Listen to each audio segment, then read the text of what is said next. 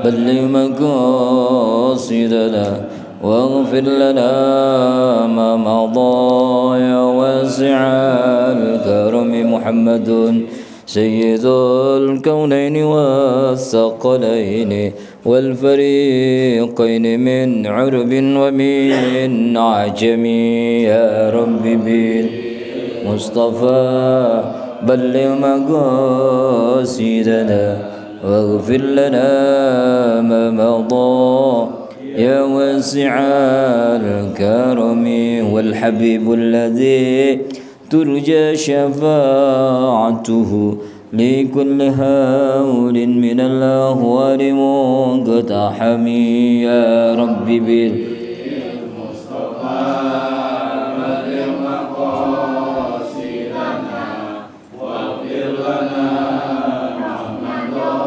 يا واسع الكرم مولاي صل وسلم دائما أبدا على حبيبك خير خلق كلهم يا رب بالمصطفى بلغ مقاصدنا واغفر لنا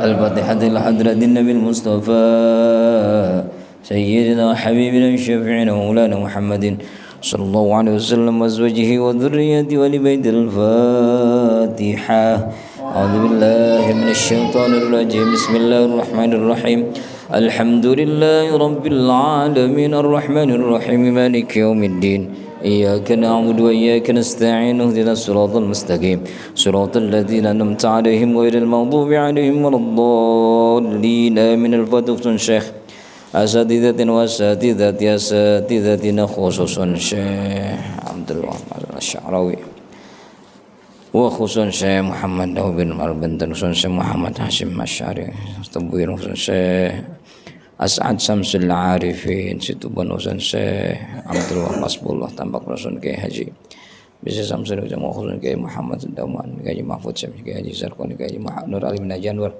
wa khususan Kiai Haji wa nafa'ana fil al-Fatihah A'udzu billahi minasyaitonir rajim Bismillahirrahmanirrahim Alhamdulillahi rabbil alamin arrahmanir rahim maliki yaumiddin iyyaka na'budu wa iyyaka nasta'in ihdinas siratal mustaqim siratal ladzina an'amta 'alaihim ghairil maghdubi 'alaihim waladdallin amin.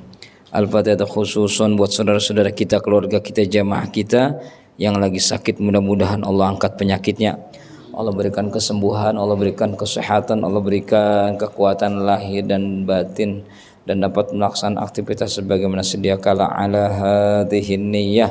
Al-Fatihah. A'udzubillahi minasyaitonir rajim. Bismillahirrahmanirrahim.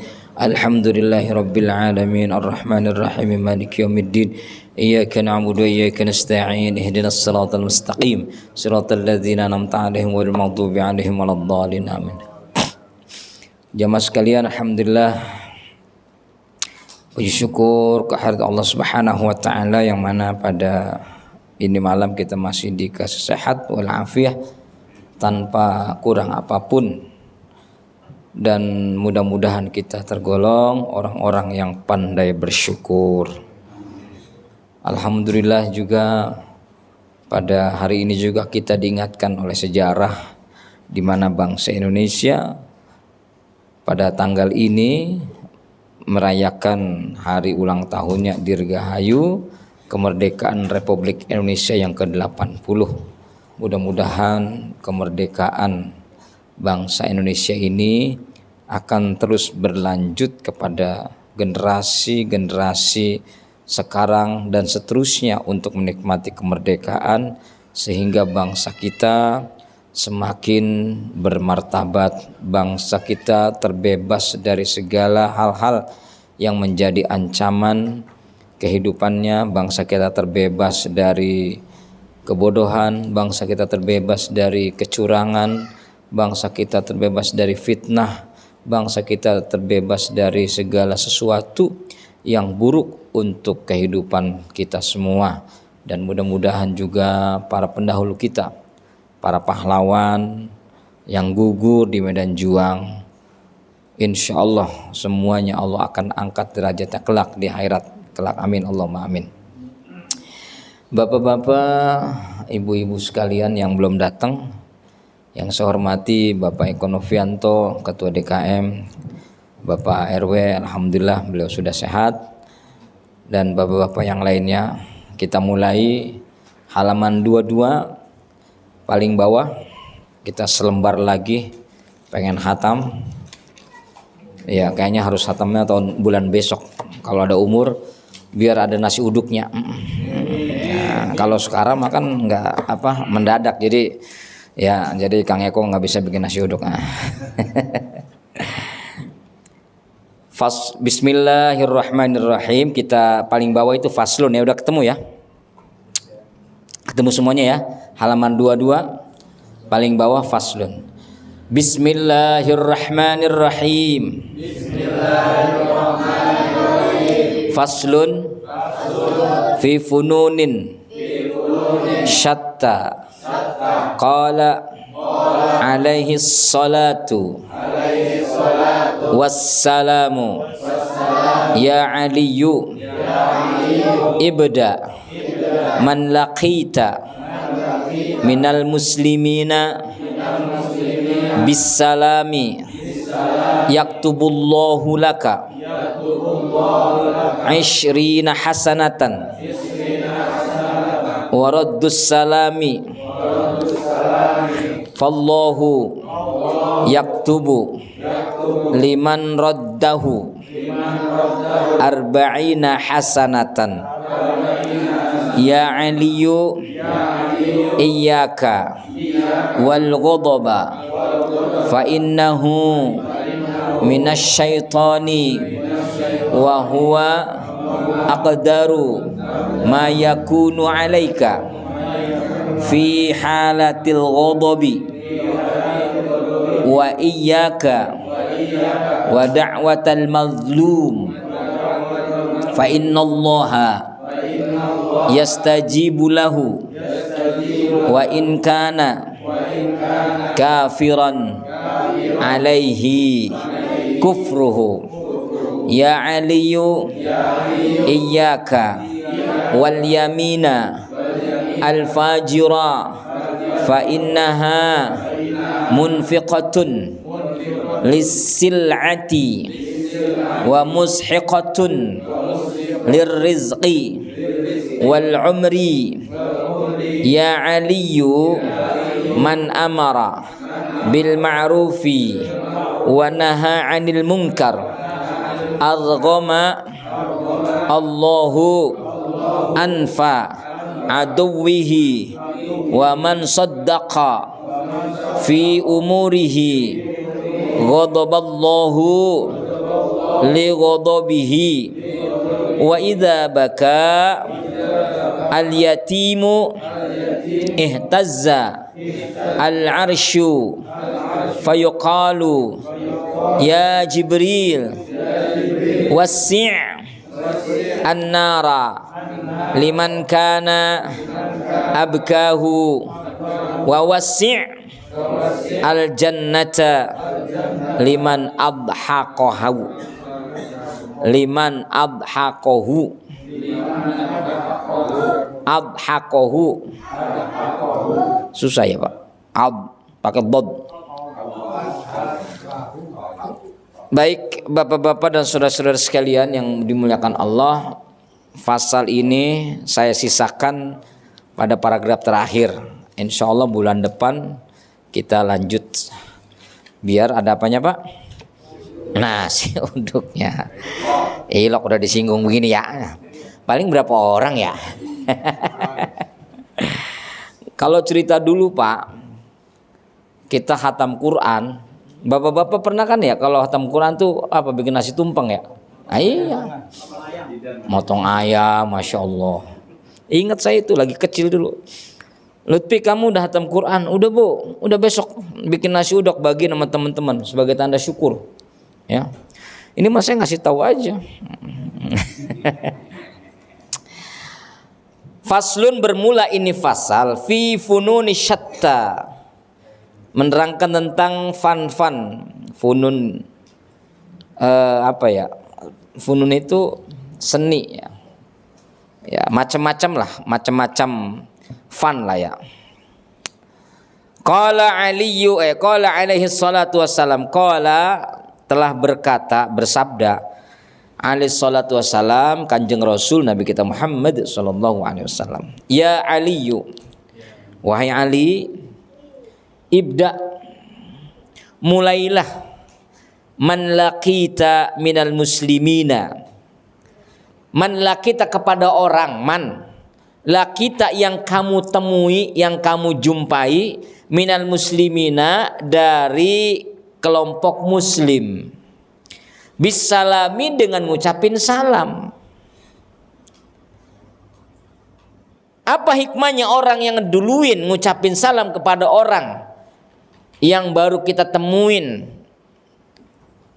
Kata Nabi, yaktubullahu laka, yaktubu telah mencatat atau mencatat. Siapa yang mencatat? Allahu Allah, laka untukmu, ishrina hasanatan, 20 kebaikan.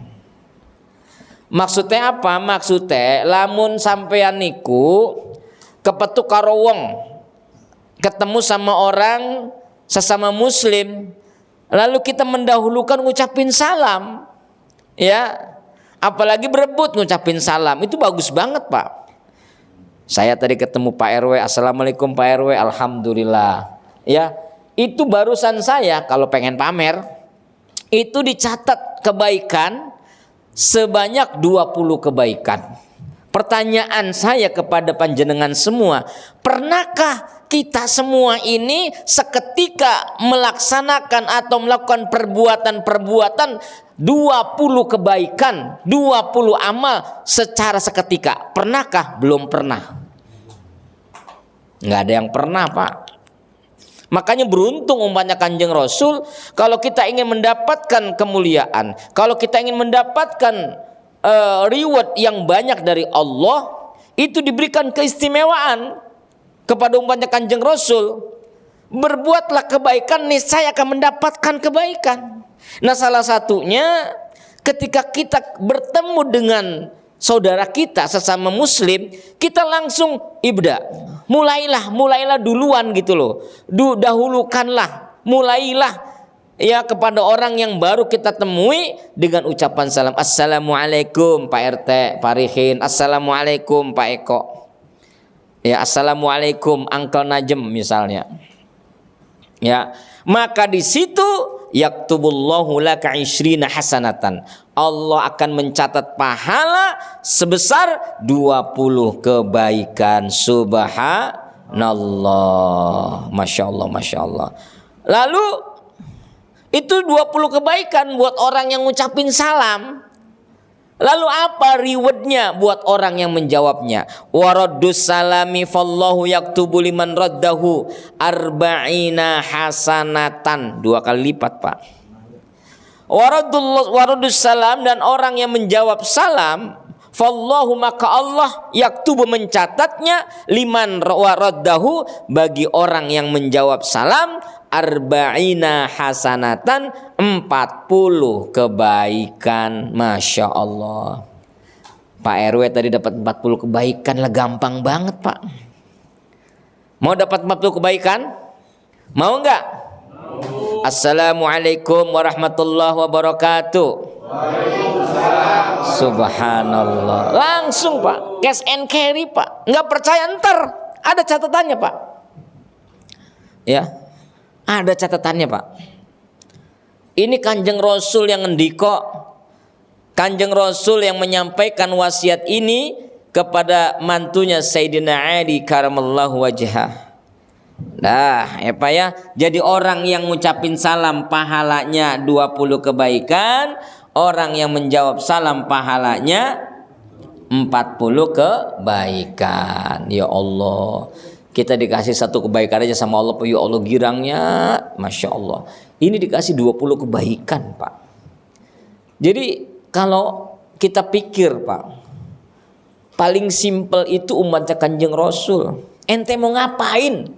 Selama yang ente ngapa-ngapain itu dalam tanda bukti kebaikan, pasti Pak. Lah itu kita beri bagian itu.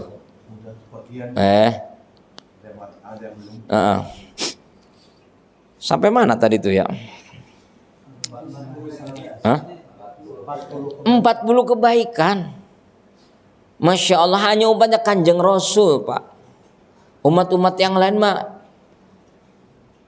ya tidak ada kayak seperti kita. Makanya Masya Allah, kita ngucap syukur alhamdulillah ditakdirkan sebagai umatnya Kanjeng Rasul. Ya Aliyu, paragraf yang kedua atau barisan yang ketiga, halaman 23. Baris yang ketiga. Ya Aliyu, wahai Ali, iyyaka wal ghadaba, waspadalah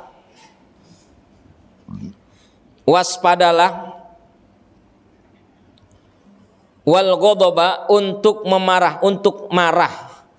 wal ghadaba, iyyaka, takutlah, atau ya waspadalah, takutlah kamu, wal ghadaba, untuk berbuat yang menimbulkan kemarahan. Karena perbuatan yang itu fa innahu minasyaiton, karena perkara marah-marah itu minasyaiton, dari setan. Bapak punya anak, bapak omelin, hati-hati Pak. Iyaka, hati-hati. Wal ghadaba, bahwa sesungguhnya marah-marah itu minasyaiton, dari setan. Berarti kita nggak boleh marah-marah sama anak, boleh. Tapi lihat kadar kemarahan kita kepada anak-anak. Kalau anak-anak kita nggak sholat, nggak ngaji, boleh kita marah. Tapi marahnya yang terukur. Boleh dipukul, tapi tidak mencelakakan. Misalnya pukulnya pakai koran, ya. Boleh dijewer, boleh, tapi jewernya nggak boleh sampai berlebihan. Boleh dicubit, boleh, tapi dicubitnya nggak boleh sampai melukai, sampai biru. Kamu pernah dicubit biru ya? Sama siapa? Badar sih lo. Kenapa kamu suka dicubit sama mama kamu? Karena mama kamu sangat sayang sama kamu. Kalau kamu gak dicubit sama mama kamu, berarti mama kamu gak sayang sama kamu. Kalau kamu semua nih anak-anak yang hadir di sini, bapak kamu marah, ya mama kamu marah, bukan karena benci sama kamu, tapi sayang sama kamu. Dengerin, ya. Lu pulang minta maaf sama mama kamu. Maafin ma, saya nggak lagi-lagi ma. Cium tangan mama kamu, cium tangan bapak kamu tuh. Wih, itu keramat itu, ya. Siapa yang mencium tangan bapak emak kamu, masya Allah nak, ya. Keramat, kalau bisa mah tiap hari nempel tuh kamu, hidung kamu sama tangan mama kamu, nempelin aja udah. Ya, tuh makanya jangan sampai kita membuat orang tua marah. Ya, dan kita sebagai orang tua hati-hati juga Pak, karena perbuatan yang mengandung kemarahan, fa'innau, karena sesungguhnya marah-marah itu minasyaiton, dari setan. Nggak ada yang marah-marah itu nggak dari setan, nggak ada.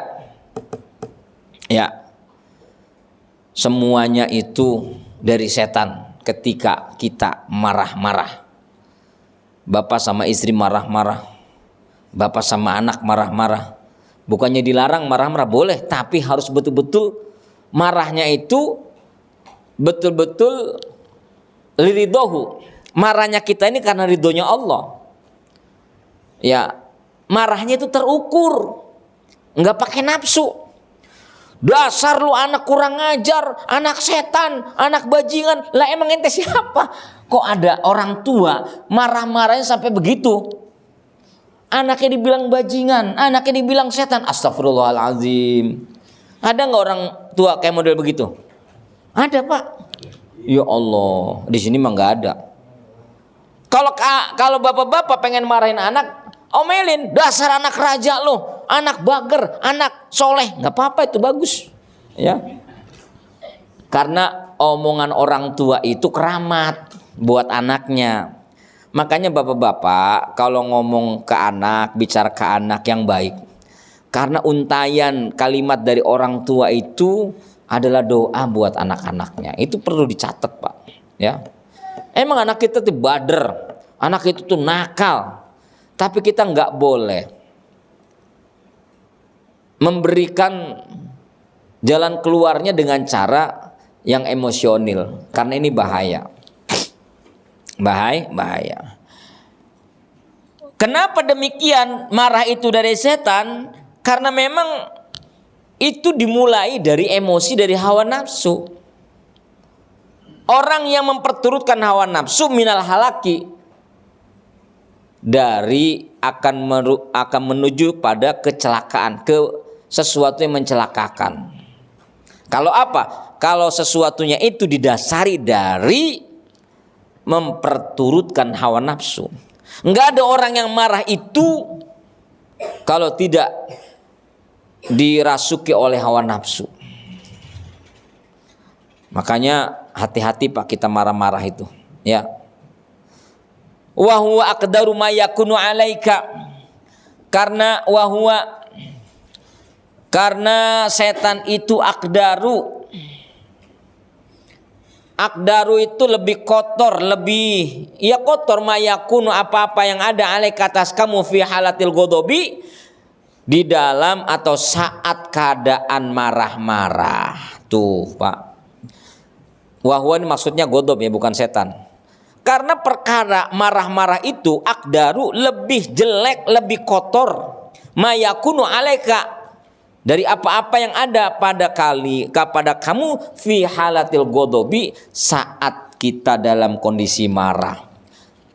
Saat kondisi marah adalah saat kondisi yang paling buruk Pak. Ini hati-hati. Karena di situ setan berperan. Ya. Maaf. Saat peristiwa Pati itu Pak, saat bupatinya dilengserkan, berapa banyak korban? Ya barangkali kita memberikan apresiasi kepada warga Pati saat itu, ya, yang kompak. Tetapi yang kita sayangkan ada narasi-narasi kemarahan gitu ya, sehingga terjadi beberapa korban luka. Kenapa kok bisa korban luka? Ya karena itu tadi. Karena itu dalam kondisi al-ghadab, marah. Orang bener Pak, kayak saya misalnya, saya bukan orang bener. Misalnya saya bener. Misalnya saya orang bener misalnya. Lalu kemudian saat itu saya terpancing emosi, bisa marah Pak. Sama semua. Biasanya orang yang paling diam itu saat dia terpancing emosi, kemudian dia marahnya lebih fatal daripada yang dibayangkan. Saya punya teman dulu di pondok, orang yang pendiam Pak. Diganggu nggak pernah membalas, diledekin nggak pernah membalas. Saat dia diganggu kehormatannya, dia diledekin, misalnya orang tuanya, ya Allah Pak, itu marahnya kayak orang surupan. Dulu pernah terjadi oleh pemain bola Zinedine Zidane saat Piala Dunia tahun 2000 berapa itu ya? 2006 apa 2010? Iya kurang lebih itulah ya. Sama Materazzi itu ya. Back dari Italia. Kita nggak tahu si Zidane itu orangnya alim, orangnya masalah akhlaknya bagus gitu loh ya. Yang selama ini kita lihat kok Zidane tuh kan mainnya bagus dan nggak pernah emosional, nggak pernah ngelawan wasit atau nggak pernah mencederai lawannya. Ini tiba-tiba yang orangnya sabar itu tiba-tiba marah Pak. Langsung itu Materazzi ditanduk Pak, beleduk aja, masya Allah. Ya saat itulah dunia sepak bola itu bener-bener semakin viral karena dengan ulahnya Zidane. Padahal Zidane itu orang masya Allah ya, saya paling resep itu ya, saat main di Juventus kemudian pindah ke Madrid, kemudian jadi pelatih Madrid, saya selalu ngikutin itu ya, luar biasa. Dia nggak pernah dapat Piala Champion, pas masuk Madrid dia dapat Piala Champion. Ya kan, itu pun hasil tendangan dia tuh 2 kali, masya Allah. Ya. Dulu mah zaman dulu saya apal Pak, pemain Juventus yang nongkrong di kafe saya dulu tahu. Ya, dulu lagi zaman Del Piero, ya. Masya Allah. Nah jadi begitu, Pak, marah-marah itu jangan sampai ini terjadilah. Karena apa? Karena itu lebih banyak potensi intervensi dari setan. Walaupun kita benar misalnya Pak, walaupun kita benar. Beberapa hari yang lalu ada masalah di Masjid Raya Jatimulya. Masyarakatnya menginginkan tempatnya itu ingin dibuat Islamic Center. Sementara pemerintah Muspika ingin membuat kantor Kelurahan Jatimulya. Masya Allah. Itu ada narasi atau ada omongan-omongan dari masyarakat yang sifatnya emosional, itu ngeri Pak. Ya. Ngeri. Ya memang kalau buat pasum mah repot Pak. Karena posisi tanah itu kan milik negara. Ini kayak model ini musola, ini kan pasum ya. Nah kalau buat dijual sama Kang Eko buat beli rumah, bikin rumah lagi nggak bisa Pak. Ya, karena ini pasum ya. Maupun bagaimanapun nggak bisa ya. Bisa berantem sama Pak RW. Ya. Iya, kalau pasum nggak bisa digunakan untuk apapun kecuali untuk kepentingan masyarakat ya. Termasuk kalau master plan-nya itu bukan tempat ibadah ya nggak boleh dibuat tempat ibadah gitu ya. Misalnya kan ada kantor RW di situ tuh ya, di pojokan RW ya, kantor apa itu ya. Wah, musola udah ini ganti tempat majelis taklim aja lah, nggak usah bikin kantor RW gitu misalnya. Lah berantem sama Pak RW. Ya kan? Karena apa? Emang peruntukannya bukan buat tempat peribadatan. Itu memang buat kegiatan masyarakat. Jadi kita nggak boleh marah-marah Pak. Wa iyyaka wa da'watal mazlum, dan waspadalah, hati-hatilah, takutlah kamu da'watal mazlum, doanya orang yang dizolimi, doanya orang yang teraniaya. Fa innallaha yastajibu lahu, karena sesungguhnya Allah mengijabah lahu, doanya orang yang terzolimi. Wa in kana kafiron, sekalipun dia itu orang kafir, fa alaihi kufruh, maka alaihi baginya kufru, kekufurannya. Nah ini Pak, ada orang yang terzolimi, orang dizolimi Pak, dizolimi, dikatain, difitnah, dia nggak membales Pak, itu yang lebih bahaya Pak. Misalnya kita fitnah Kang Eko itu orangnya begini, beliaunya sabar. Selama dia nggak membalas, selama itu pula dosa-dosanya Kang Eko, seandainya beliau ada dosa, itu akan kembali kepada orang yang memfitnah, menghujat. Ya, termasuk orang non muslim misalnya Pak, dia dizolimi. Misalnya nih, di Geria Syariah ini ada non muslim misalnya, ya, dia pengen melaksanakan ibadah, dia izin sama Pak RW. Pak RW, saya minta izin boleh nggak saya bikin misa di rumah saya. Siapa aja yang hadir? Berapa orang? Yang hadir paling 10 orang. Oh ya udah silakan. Misalnya ya. Nah kalau seandainya perizinan itu sudah berlaku, maka kita tidak boleh mengganggunya. Kalau kita mengganggunya berarti kita telah menzoliminya.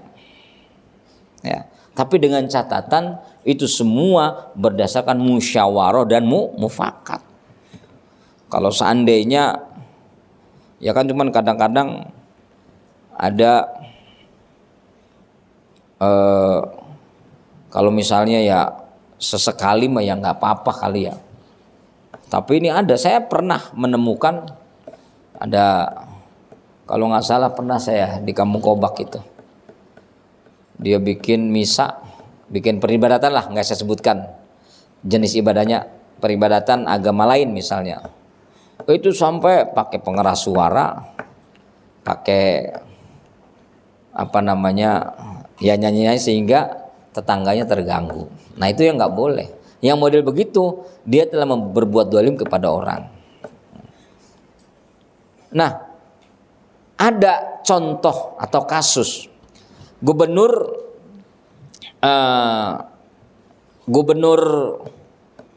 Mesir kalau tidak salah itu Amr bin As saat pemerintahan Sayyidina Umar. Beliau itu Pak sikapnya tegas. Suatu ketika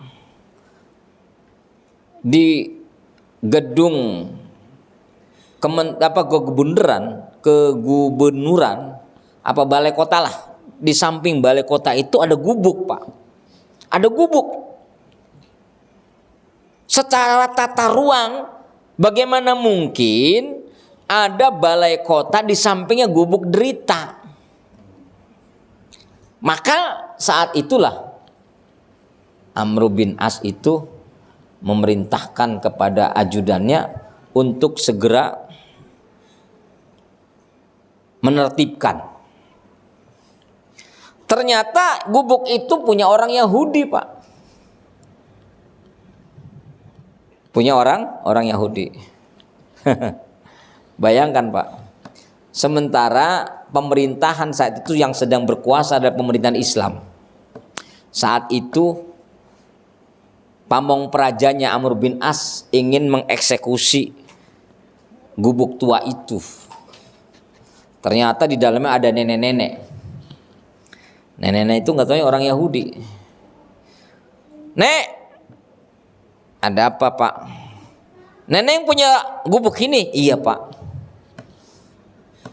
Ini karena ini berdasarkan undang-undang yang telah diputuskan oleh pemerintah, nenek nggak boleh tinggal di sini. Silakan nenek cari tempat yang lain. Kata nenek itu apa-apaan? Hei Mas, saya ini sudah bertahun-tahun, 7 turunan, 30 turunan saya tinggal di sini. Enak-enakan ente mau ngegusur rumah saya. Siapa ente? Saya ini utusan gubernur. Siapa gubernur ente? Saya nggak takut, siapa? Akhirnya ini pamong praja Amr bin As ini melaporkan kepada gubernur Amr bin As. Pak Gubernur, ini nenek-nenek ini ternyata orang Yahudi. Terus dia menolak untuk digusur. Kok bisa begitu? Ya pokoknya dia nggak mau, katanya udah bertahun-tahun tinggal di situ.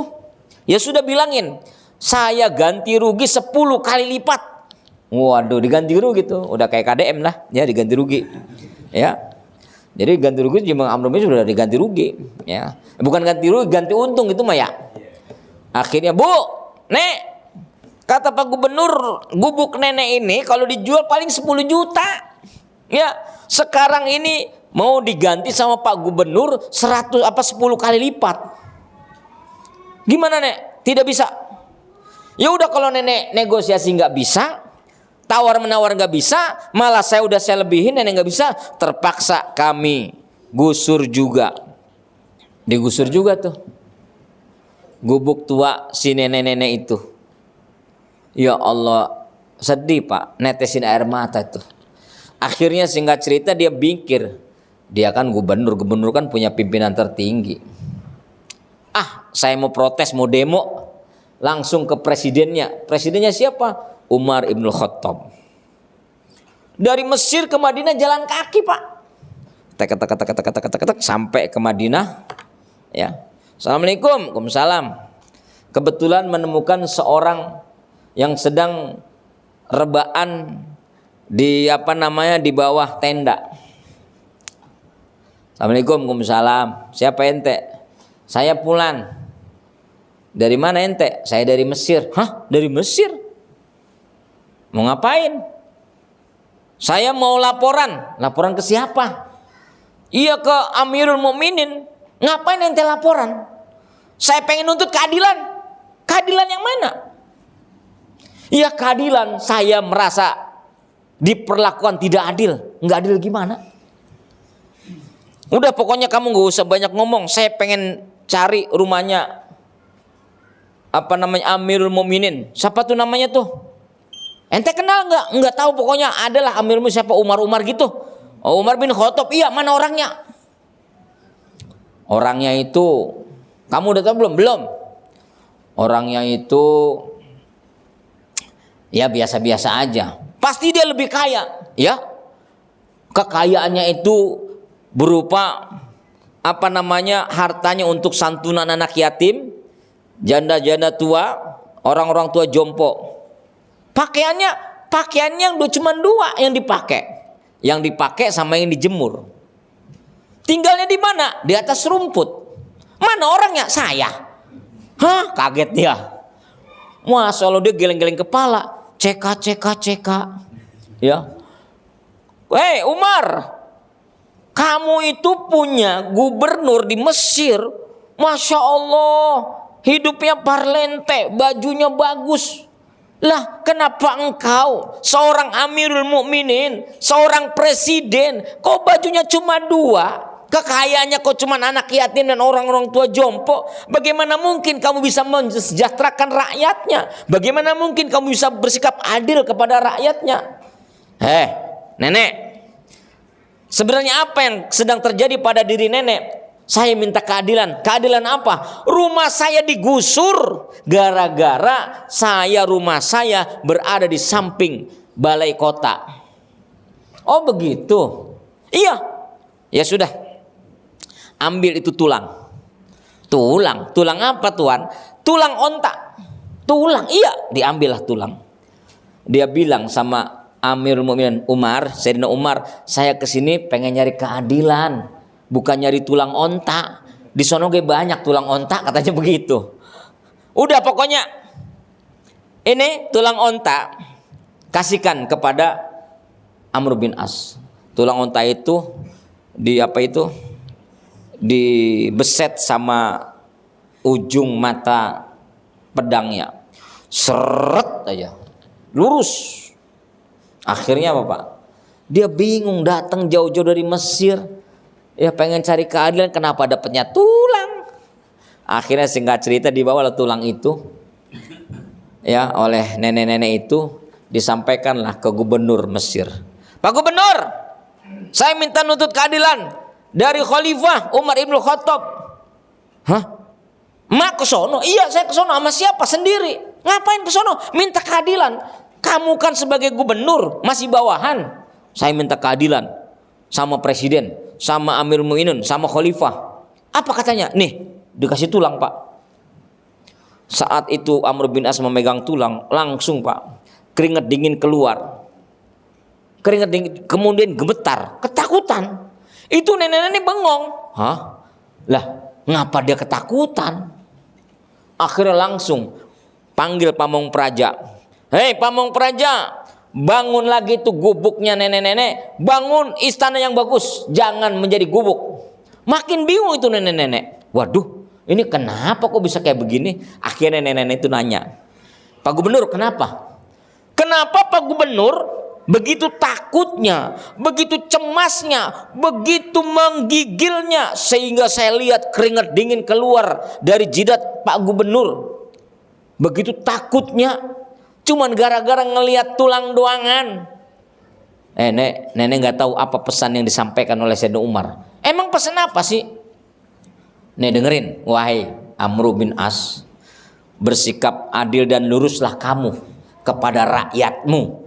Kalau kamu tidak berbuat adil dan lurus kepada rakyatmu, maka aku akan meluruskan kamu dengan pedangku. Begitu katanya Pak. Siapa yang kagak takut sama Umar, katanya begitu. Oh begitu ya Pak. Jadi Islam itu adil dong Pak. Adil. Ya udah kalau begitu saya masuk Islam. Akhirnya nenek-nenek itu masuk Islam Pak. Masya Allah. Tuh Pak. Ini sampai ke situ ya. Oh ini artinya doanya orang yang terzolimi, si nenek-nenek itu dikabul oleh Allah. Padahal dia itu kafir, orang Yahudi. Tuh Pak. Ya. Subhanakallahumma. Ini jam bener nggak? Bener ya? Waktu Isya udah bener belum? Bener nggak? Ini gimana sih DKM? Bener ya? Subhanakallahumma wa bihamdika asyhadu an la ilaha illa anta astaghfiruka wa atubu ilaik. Mohon maaf. Wallahul muwaffiq ila aqdariq. Assalamualaikum warahmatullahi wabarakatuh.